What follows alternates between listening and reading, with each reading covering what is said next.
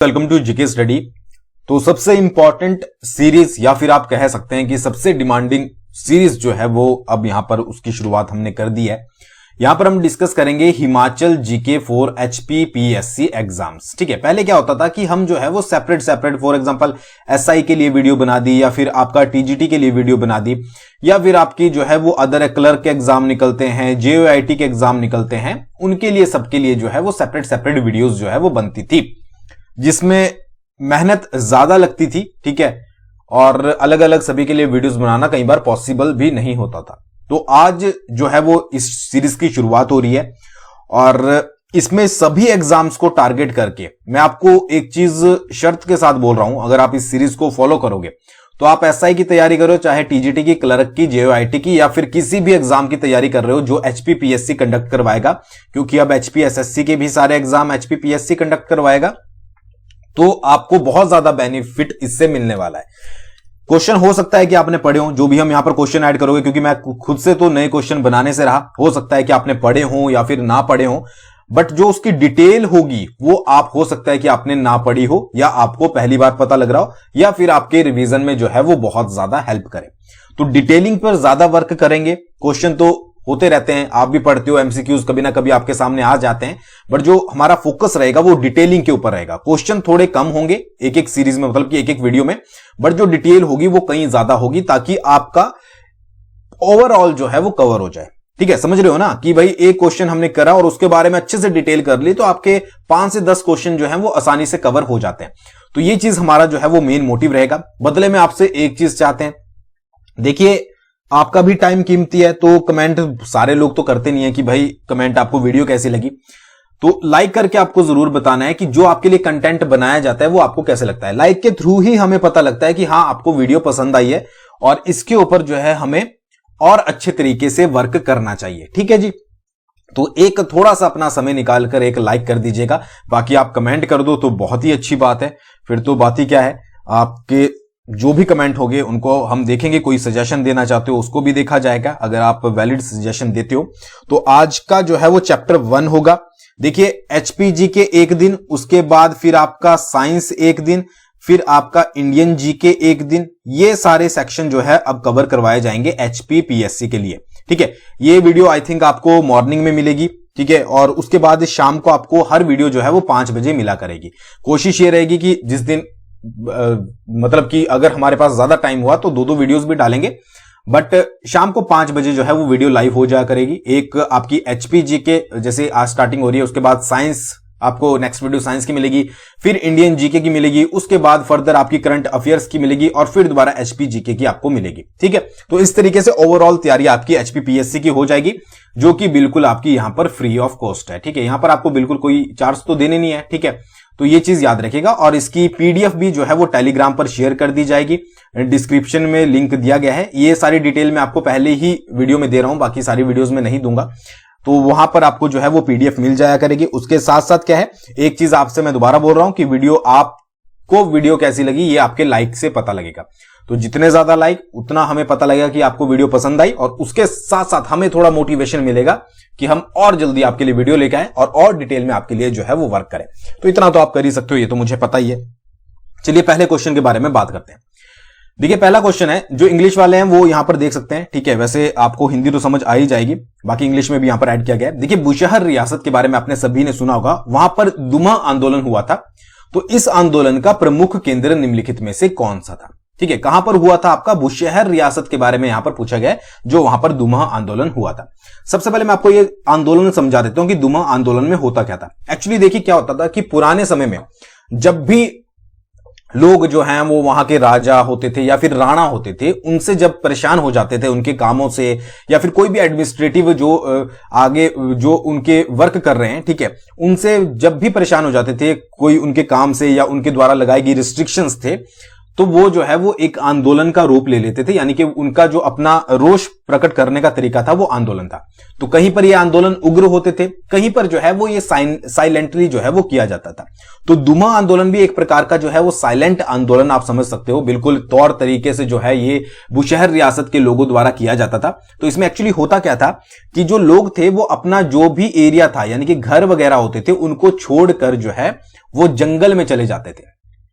ठीक है, मतलब वो क्या करते थे, जो भी उनके घर हैं, मान लीजिए एक पूरा गांव है, इसको छोड़कर जो है वो जंगल में चले जाते थे, प्लस अपने जो भी पशु वगैरह होते थे उनको भी साथ लेकर चले जाते थे। तो किसी तरीके का वो वर्क नहीं करते थे, ना ही कोई लगान देना, ना ही किसी काम पे जाना। मान लीजिए कोई लोग एडमिनिस्ट्रेटिव वर्क के लिए काम कर रहे हैं, ठीक है, एक एग्जांपल के तौर पर, तो वो सारे काम वो बंद करके जंगल में चले जाते थे। तो ये उनके आंदोलन करने का तरीका था। यहां पर बात हो रही है बुशहर रियासत के दुमा आंदोलन के बारे में। ठीक है, अब क्वेश्चन यहां पर क्या पूछा गया है, क्वेश्चन पूछा गया है कि इस आंदोलन का, जो ये दुमा आंदोलन हुआ था, इसका प्रमुख केंद्र कौन सा था। अब एक सेंटर होता है ना कि भाई जहां से शुरुआत होती है या पर ज्यादा जो प्रभाव होता है उस आंदोलन का, वहां पर होता है। 4 आपके पास ऑप्शन दिए गए, देखिए साथ साथ आपको आंसर चूज करना है, चाहे आपको पता है चाहे नहीं पता है। तो इसका जो सही आंसर है वो है आपका रोहड़ू। ठीक है जी, जो बुशहर रियासत का दुमा आंदोलन हुआ था उसका प्रमुख केंद्र था आपका रोहड़ू। ठीक है जी। सेकंड क्वेश्चन, भाई दुमा आंदोलन हुआ कब था बुशहर रियासत में, तो ये हुआ था आपका 1859 में। ठीक है, ये चीज आपको याद रखनी है। तो यही मैं आपको बोल रहा हूं कि जो डिटेल होगी उस पर ज्यादा आपको फोकस करना है। ये तो आपको समझ आ गया होगा कि बुशहर रियासत के दुमा आंदोलन जो है वो उसका प्रमुख केंद्र कौन सा था, तो वो था रोहड़ू। कब हुआ था, 1859 में जो है वो हुआ था। ठीक है, अब देखिए इसके बहुत सारे जो हैं वो रीजन थे, रीजन बहुत सारे हो सकते हैं, बट इसका सबसे इंपॉर्टेंट रीजन जो बोला जाता है वो है आपका 1854 में जमीन की पैमाइश। ठीक है, 1854 में वहां पर जमीन की पैमाइश हुई होगी, तो उसमें कुछ गफला हुआ होगा, तो वो सारी चीजें जो है वो इसका रीजन थी। प्लस जो तत्कालीन राज व्यवस्था थी, जो उस समय राज व्यवस्था चली हुई थी, ठीक है, उससे भी लोग जो है वो नाखुश थे। तो इस कारण जो है वो ये दुमा आंदोलन किया गया था। अब इसमें एक तहसीलदार का नाम आता है जिसने ये जो आपका जमीन की पैमाइश की थी, अगर उसका नाम कभी पूछ लिया जाए तो उसका नाम था यहां पर श्यामलाल। ठीक है जी, नहीं तो कभी आप मेंस वगैरह दोगे या कहीं पर आपको डिटेल में लिखने को आएगा तो आप ये स्टोरीज जो है वो अच्छे से याद रख सकते हो। तो फिर यहां पर जो दुमा आंदोलन जब हुआ था बुशहर रियासत में 1859 में, तो लोगों ने जनरली जो है वो 3 मांगे रखी। सबसे पहली मांग कौन सी थी कि जो लगान व्यवस्था है उसको जो है वो टोटली खत्म किया जाए। ठीक है, समाप्त कर दिया जाए लगान व्यवस्था, क्योंकि आपको पता ही है पुराने समय में जो लोग परेशान होते थे वो सबसे ज्यादा जो है वो लगान से होते थे। सेकंड, तो फर्स्ट ये रखी इन्होंने शर्त। सेकंड शर्त क्या रखी, जो खानदानी वजीर थे, खानदानी वजीर, ठीक है, उनको जो है वो सत्ता दी जाए, ये इनकी सेकंड वो थी। तीसरी इनकी डिमांड क्या थी कि जो लगान की वसूली की जाए। भाई अगर आपको लगान लेना ही है और उसको वसूल ही करना है तो वो जो है वो उपज या वस्तुओं के माध्यम से किया जाए। ठीक है, या तो आप वस्तु ले लें या फिर उपज ले लें, बट यहां पर कैश वगैरह जो भी होता है वो हम यहां पर नहीं देंगे। ठीक है, तो ये 3 शर्तें जनरली रखी गई थी आपके बुशहर रियासत के दुमा आंदोलन में। अब आपको पता ही है मैक्सिमम टाइम क्या होता था कि जो राजा होते थे या राणा होते थे वो इस चीज को नहीं मानते थे, मतलब ये सोचते थे कि भाई लोग हैं बोलते रहेंगे बाद में क्या होगा। तो ये आंदोलन क्या हुआ, दिन प्रतिदिन जो है वो इंक्रीज होता रहा और इसको दबाने के लिए जो है वो ब्रिटिश सरकार को हस्तक्षेप करना पड़ा। अब इसको सुलझाने के लिए जो शिमला था आपका, शिमला के डिप्यूटी कमिश्नर थे, ठीक है, वो थे आपके विलियम हेयर। ठीक है, तो ये शिमला के उस समय डिप्यूटी कमिश्नर थे और एक रियासतों के सुप्रिटेंडेंट थे जो कि जिनका नाम था आपका जॉर्ज कार्नेक बार्नस। ठीक है, कौन कौन, शिमला के डिप्यूटी कमिश्नर विलियम हे और जॉर्ज कार्नेस बार्नस। ठीक है, ये थे आपके जो आपके रियासतों के सुप्रिटेंडेंट थे। तो ये दोनों जो हैं वो आपके बुशहर आए, इन्होंने फिर राजा से बात करी और उसके बाद जो है वो ये तीनों शर्तों को जो है वो मान लिया गया, यानी कि लगान व्यवस्था को समाप्त किया गया और फिर उपज या फिर वस्तुओं के रूप में लगान लिया गया और खानदानी वजीरों को सत्ता सौंपने के ऊपर जो है वो वर्क किया गया। तो ये था पूरा आपका दुमा आंदोलन जो कि बुशहर रियासत से हुआ था और आपको यह पता लग गया होगा कि एक क्वेश्चन के ऊपर हमने जो है वो कितनी ज्यादा डिटेल कवर कर ली, ताकि आपको जो है वो आगे से आगे बेनिफिट। अब ये हो सकता है कि बाद में क्वेश्चन रिपीट हो जाए कि दुमा आंदोलन कब हुआ था बुशहर रियासत में, तो 1859 आपकी रिवीजन भी जो है वो साथ साथ चलती रहेगी। ठीक है जी, तो ये समझ आ गया आपको अच्छे से, आई होप आपको समझ आ गया होगा। अगले क्वेश्चन की बात करते हैं, बट उससे पहले देखिए HPPSC अब कंडक्ट करवाएगा एग्जाम, और आपको पता है कि डिटेलिंग पढ़नी जो है वो बहुत जरूरी है। तो दो कोर्सेज हमारे PDF कोर्सेज आपके चले हुए हैं, ठीक है। एक है आपका SI का और दूसरा है आपका JOIT का, ठीक है। तो JOIT के लिए प्रिपेयर कर रहे हो या फिर SI के लिए कर रहे हो, दोनों के लिए आप GK स्टडी ऐप पर जाकर जो है वो ज्वाइन कर सकते हो। कूपन कोड सब इंस्पेक्टर के लिए HPSI 2022 और JOIT के लिए JOIT 2022। देखिए एग्जाम तो कंडक्ट करवाए जाएंगे जल्दी, और उस समय आपको टाइम जो है वो नहीं मिलेगा। तो JOIT के लिए भी अगर आप कर रहे हो तो टाइम से जो है वो रहते अप्लाई कर लीजिएगा, ठीक है। HPPSC के द्वारा कंडक्ट करवाए जाएंगे और डिटेल में आपको पढ़ने की जरूरत है। अब हमारा ही कोर्स क्यों है, एक बार मैं आपको ये भी बता देता हूं। प्रीवियस जो हमने कोर्स लॉन्च किए थे, मैक्सिमम क्वेश्चन आपसे वहां से पूछे गए थे, हमने आपको स्क्रीनशॉट भी शेयर करे थे टेलीग्राम पर। हमारा सारा मटेरियल डिटेल में होता है, ठीक है। MCQs भी होते हैं, वन लाइनर भी होते हैं, बट हम फोकस करते हैं डिटेल के ऊपर, ठीक है। उसके बाद MCQs, वन लाइनर प्लस आपको मॉक टेस्ट जो है वो सिलेबस के अकॉर्डिंग प्रोवाइड करवाए जाते हैं। सबसे मेन बात है कि लोएस्ट प्राइस है हिमाचल प्रदेश में। इस प्राइस रेंज में फॉर एग्जांपल सब इंस्पेक्टर की बात करें तो 499 जो है वो प्राइस है, ठीक है। आफ्टर कूपन कोड जब आप अप्लाई कर लेते हो, तो जब आप अप्लाई कर लोगे तो इस रेंज में, इस प्राइस रेंज में आपको कोई और इतना मटेरियल जो है वो प्रोवाइड नहीं करेगा, और ऐसी क्वालिटी भी जो है वो प्रोवाइड नहीं करेगा जिस क्वालिटी का मटेरियल हम प्रोवाइड करवाते हैं। तो ये चीजें आप चेकआउट कर सकते हैं खुद से, ठीक है। और टाइम रहते ज्वाइन कर लीजिएगा ताकि आप जो है वो टाइम से बेनिफिट उठा सके। अच्छा, नेक्स्ट क्वेश्चन की बात करते हैं। नेक्स्ट क्वेश्चन है हमारा, एंटीक्विटीज ऑफ चंबा स्टेट। ये पुस्तक के लेखक जो है वो निम्नलिखित में से कौन से हैं? पुस्तक का नाम है antiquities of Chamba state, Chamba से रिलेटेड है। 4 आपके पास ऑप्शन दिए गए, सही आंसर आपको गेस जो है वो करना है। तो इसका जो सही आंसर है वो है आपका JP वोगल, ठीक है जी। वोगल एक तरीके से आप सिंपल सा जो है वो याद रखिएगा, वोगल जो है किसके लेखक है?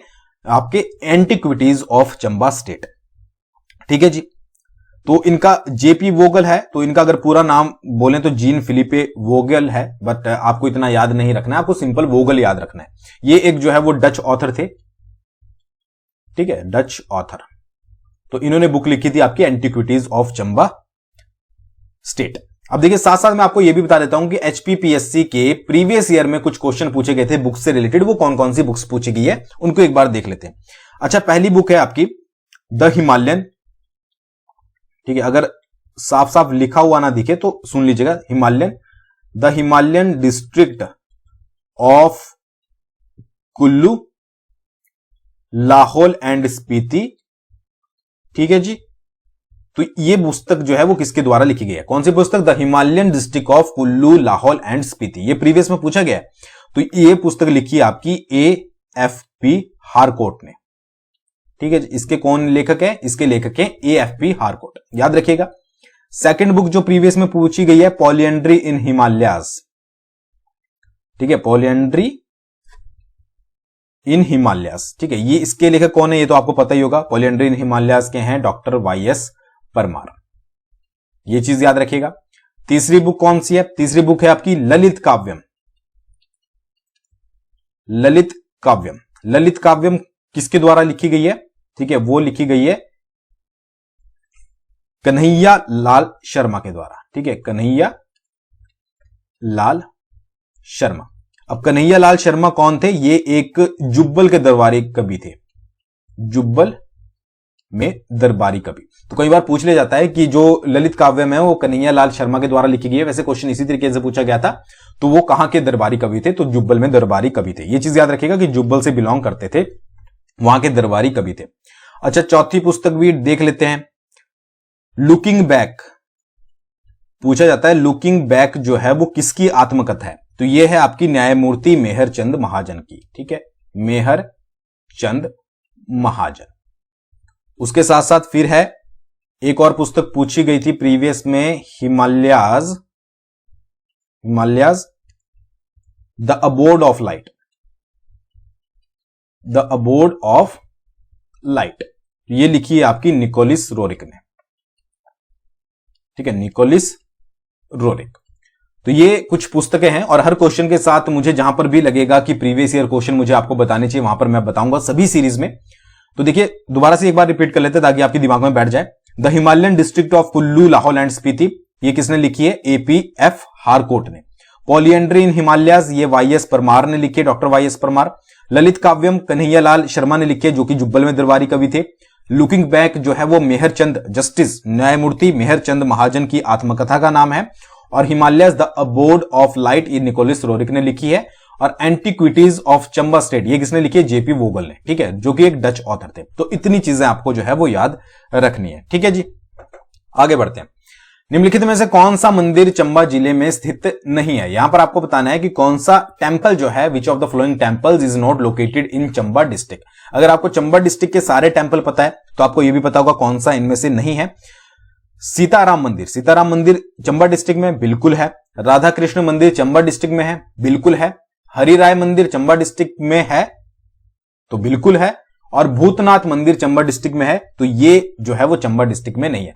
तो आपका राइट आंसर हुआ यहां पर भूतनाथ मंदिर, क्योंकि यहां पर पूछा गया है नहीं है। तो क्वेश्चन के ऊपर फोकस कीजिएगा कि कौन सा पूछा गया, कौन सा नहीं पूछा गया।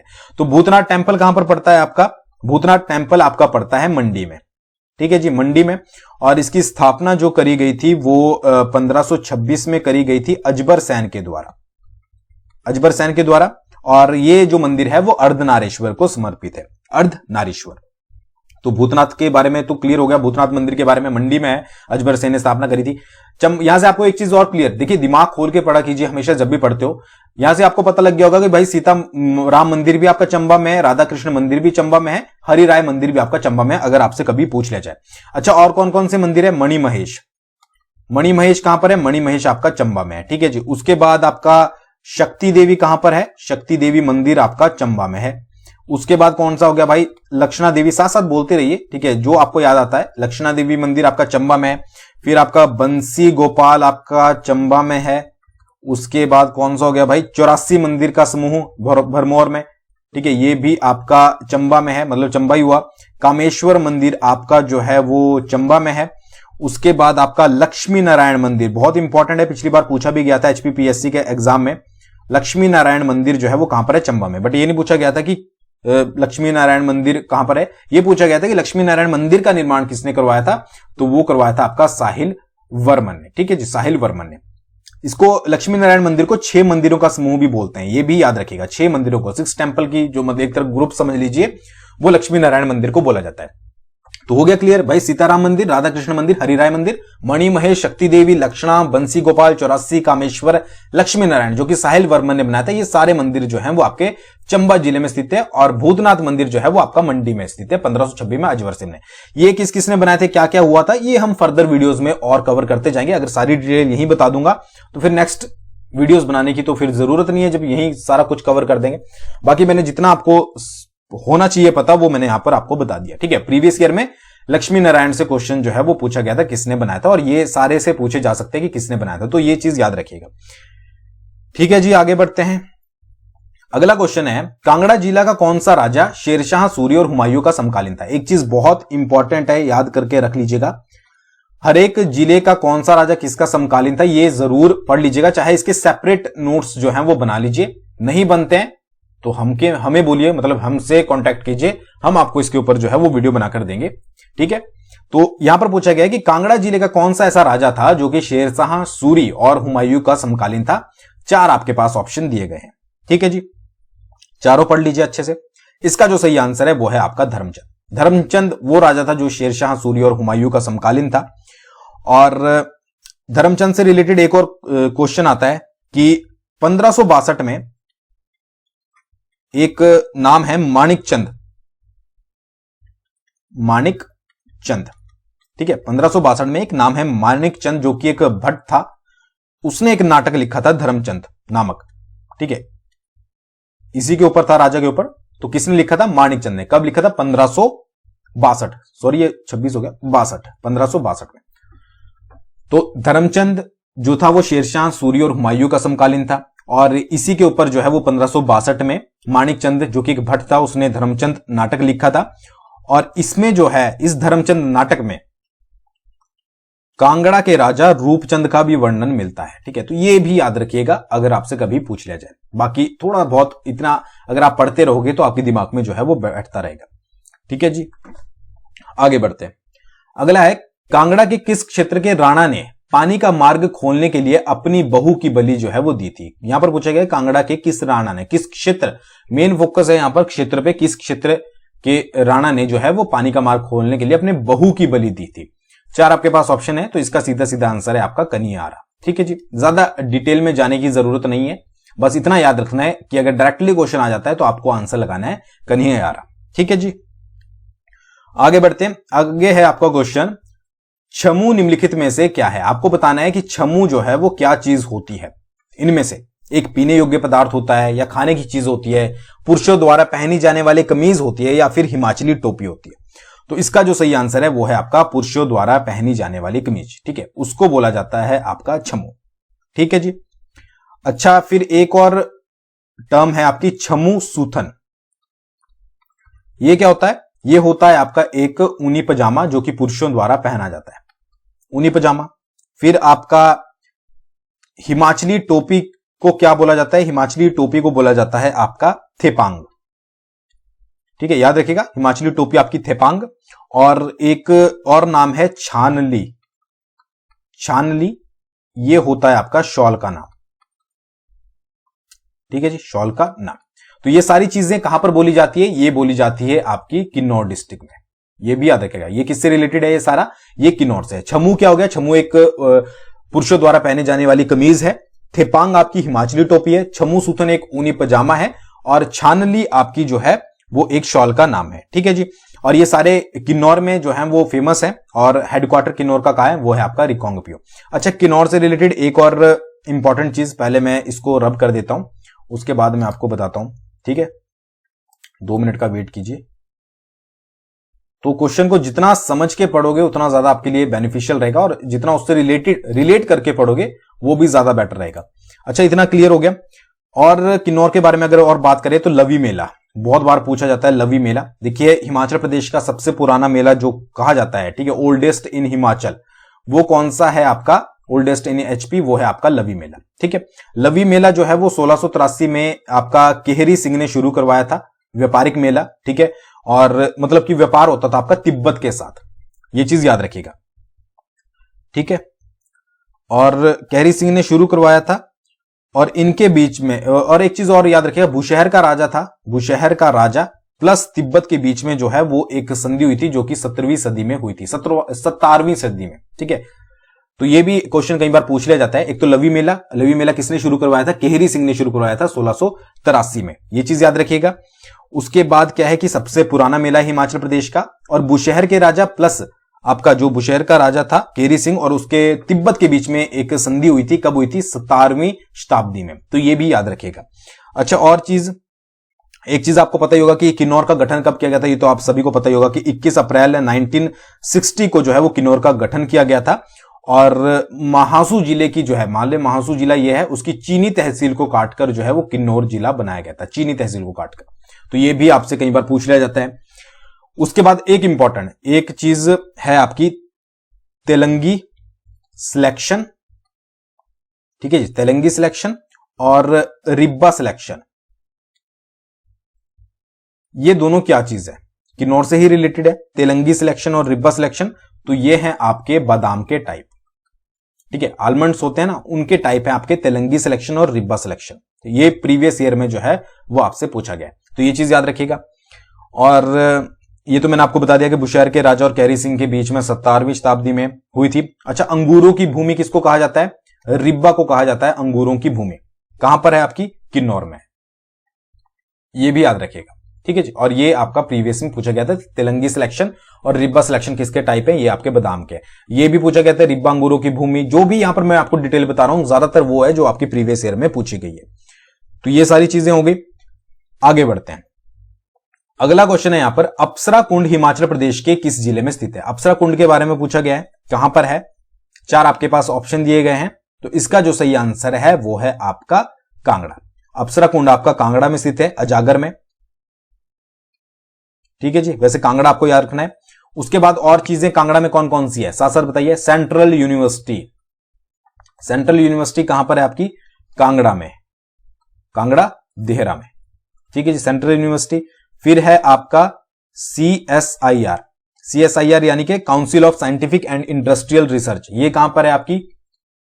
कांगड़ा में है, पालमपुर में, पालमपुर। ठीक है जी, ये हो गया। उसके बाद आपका HP कृषि विद्यालय कहां पर है? कृषि विद्यालय भी आपका जो है वो कांगड़ा में है। ये भी आपका जो है वो पालमपुर में है। और उसके बाद आपका जो रीजनल बी रिसर्च सेंटर है, ठीक है, मधुमक्खी जो होती है, रीजनल क्षेत्रीय मधुमक्खी वाला रीजनल बी रिसर्च सेंटर, तो वो भी कहां पर है आपका, वो भी आपका कांगड़ा में। तो इतनी चीजें याद रखिएगा। अप्सरा कुंड कांगड़ा में है, ठीक है। उसके बाद सेंट्रल यूनिवर्सिटी, CSIR, कृषि विश्वविद्यालय और रीजनल बी रिसर्च सेंटर, ये कहां पर है, कांगड़ा में, ठीक है। सारे आपके कांगड़ा में पड़ते हैं। और भी बहुत सारी जगह पड़ती होगी, बट अभी फिलहाल के लिए जो है हमने इनको डिस्कस कर लिया है। अच्छा, अगले क्वेश्चन की बात करते हैं। अगला क्वेश्चन है, मनोहर सिंह जिन्हें 1982 में संगीत नाट्य अकादमी पुरस्कार से सम्मानित किया गया था, हिमाचल प्रदेश के किस जिले से संबंधित है?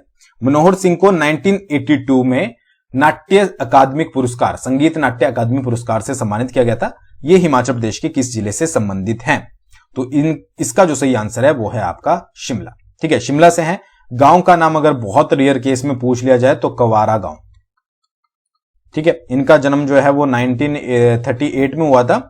और इनकी जो पहली फिल्म थी, ठीक है, फिल्म में इन्होंने काम किया है। पहली फिल्म जो थी वो थी इनकी किस्सा कुर्सी का, किस्सा कुर्सी का, ठीक है। और भी इन्होंने फिल्मों में काम किया जैसे पार्टी एंड डैडी, ठीक है, बट ये इतना ज्यादा इंपॉर्टेंट नहीं है, बट अपनी नॉलेज के लिए आप याद रख सकते हो। बट डायरेक्टली आपको याद रखना है कि कौन से जिले से जो है वो ये संबंधित थे। अगले क्वेश्चन की बात करते हैं। हिमाचल प्रदेश विधानसभा के प्रथम उपाध्यक्ष निम्नलिखित में से कौन थे? अब एक चीज याद रखिएगा, बहुत बच्चे यहां पर गलती करते हैं, जल्दी जल्दी में क्या करते हैं कि हिमाचल प्रदेश विधानसभा के प्रथम उपाध्यक्ष नहीं पढ़ते, ठीक है। यहां पर उन्हें लगता है कि अध्यक्ष लिखा हुआ है, ठीक है, जबकि पूछा उपाध्यक्ष गया है, और फिर वो जो है वो गलत आंसर करके अपने तरफ से ये समझ लेते हैं कि उनका तो 1 नंबर पक्का है। तो ऐसी गलती मत कीजिएगा। ज्यादा टाइम आपको जो है वो क्वेश्चन पढ़ने में अच्छे से पढ़ना है, क्या पूछा गया है। कहीं पर ऐसा तो नहीं है कि नहीं लिखा है या फिर ये लिखा है कि इसका सही उत्तर दो, उपाध्यक्ष लिखा है या फिर अध्यक्ष लिखा है, तो ये चीज पर जो है वो ज्यादा गौर कीजिएगा, ठीक है। यहां पर पूछा गया डिप्यूटी स्पीकर, नॉट स्पीकर, ठीक है, उपाध्यक्ष। 4 आपके पास ऑप्शन दिए गए हैं, जल्दी से आंसर चुन लीजिए। तो इसका जो सही आंसर है वो है आपके पास कृष्णचंद, ठीक है। कृष्णचंद कौन थे? आपके फर्स्ट जो डिप्यूटी स्पीकर थे विधानसभा के। अच्छा, स्पीकर कौन थे? वो थे आपके, अध्यक्ष कौन थे ये समझ लीजिए, वो थे आपके जयवंत राम। तो अध्यक्ष आपके जयवंत राम थे और उपाध्यक्ष आपके कृष्णचंद थे विधानसभा के। ये चीजें आपको याद रखनी है। तो क्वेश्चन में ढंग से देख लीजिएगा, उपाध्यक्ष पूछा गया है या फिर आपसे अध्यक्ष पूछा गया है। और कुछ देख लेते हैं। विधानसभा, पहले विधानसभा सचिव कौन थे? ठीक है, तो वो थे आपके NC नंदी।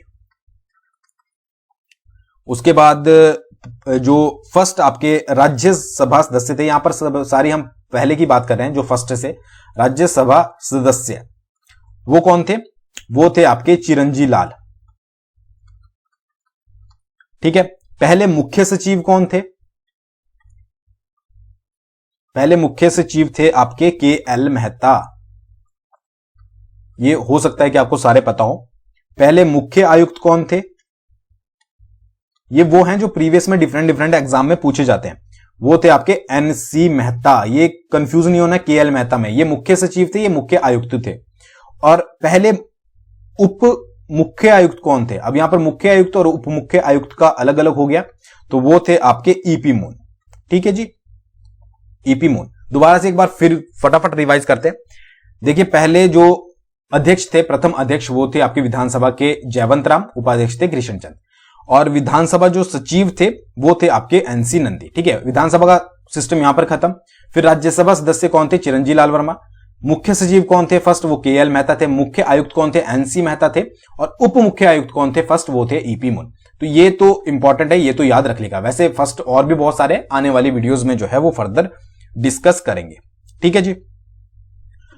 अगले क्वेश्चन की बात करते हैं, बट उससे पहले आपसे मैं एक क्वेश्चन पूछ लेता हूं, कमेंट करके जरूर बताइएगा। आप भी कुछ करें तो अच्छा लगेगा। हिमाचल प्रदेश में करंट अफेयर से रिलेटेड है। हिमाचल प्रदेश में राज्य का सबसे बड़ा चिड़ियाघर बनने जा रहा है, तो वो किस जगह पर जो है वो बनेगा? आपको प्लेस का नाम यानी कि डिस्ट्रिक्ट का नाम जो है वो कमेंट करना है। प्लेस पता है तो बहुत अच्छी बात है, नहीं पता है तो आप डिस्ट्रिक्ट का जो है वो कमेंट कर दीजिएगा। अगर आपने सही कमेंट करा तो आपको डेफिनेटली मैं लाइक करके बता दूंगा, ठीक है। उसी तरीके से मैंने बोला है, आप मुझे लाइक करके बताइएगा वीडियो आपको पसंद आई। और करंट अफेयर अगर आप पढ़ रहे हो, आपको पता ही एग्जाम में जरूर पूछे जाते हैं, तो डिस्क्रिप्शन में एक लिंक दिया गया है चैनल का, या फिर आप डायरेक्टली सर्च कीजिए यूट्यूब पे परीक्षा बूस्टर। तो वहां पर आपको 60 सेकंड से कम में एक टॉपिक जो है वो समझ आ जाएगा अच्छे से कि करंट अफेयर में क्या क्या जो है वो आजकल चल रहा है। और बिना टाइम वेस्ट किए जो है वो आप एक टॉपिक को समझ पाओगे और आने वाले एग्जाम में आपकी बहुत ज्यादा हेल्प करेगा। तो परीक्षा बूस्टर को भी सब्सक्राइब करके रख लीजिएगा, बहुत ज्यादा बेनिफिशियल आपके लिए रहेगा। और इस कमेंट मतलब कि इस क्वेश्चन को जो है वो कमेंट करके बताएगा इसका आंसर क्या है, ठीक है, कौन सा कि राज्य का सबसे बड़ा चिड़ियाघर जो है वो कहां पर बनेगा।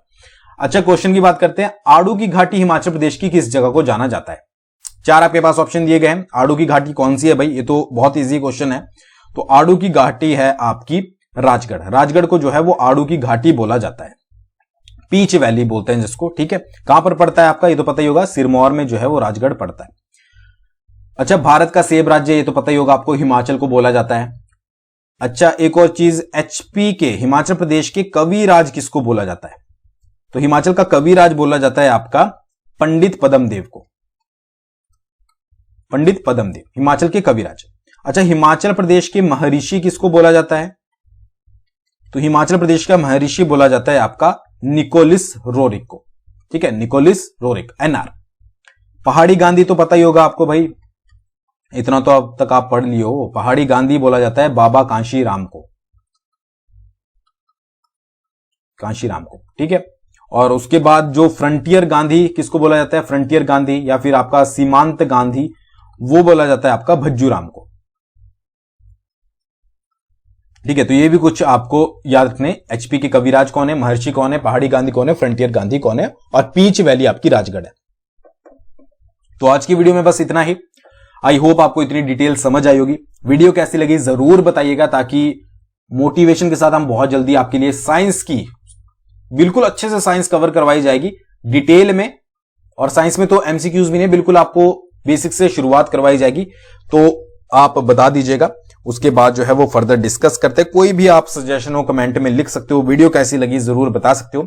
Thanks for watching. बहुत जल्दी मिलेंगे नेक्स्ट वीडियो के साथ।